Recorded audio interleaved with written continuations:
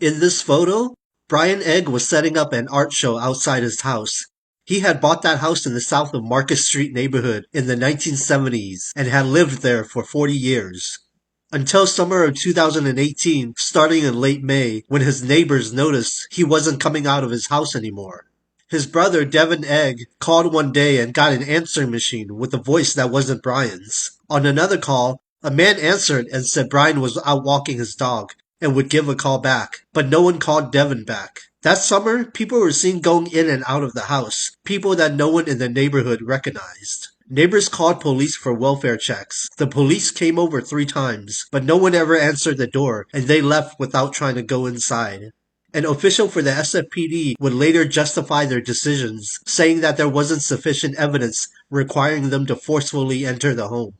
Then, on August 14th of that summer, a neighbor called 911 after seeing a professional crime scene cleanup van outside. When police arrived, they found 52-year-old Robert McCaffrey inside Brian Egg's house with $1,000 cash to pay the cleanup company.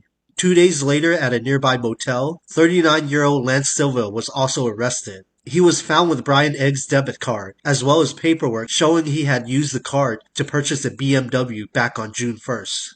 After searching Egg's home for a few days, on August 17th, police found a fish tank stashed away, and inside that fish tank was a human torso that had no head. DNA tests would later confirm that these were the remains of Brian Egg, and a medical examiner would rule his death as a homicide by blunt force trauma. Despite all of this, McCaffrey and Silver were initially arrested and then both released. Their charges for elderly abuse, ID theft, and murder, those charges were all dropped.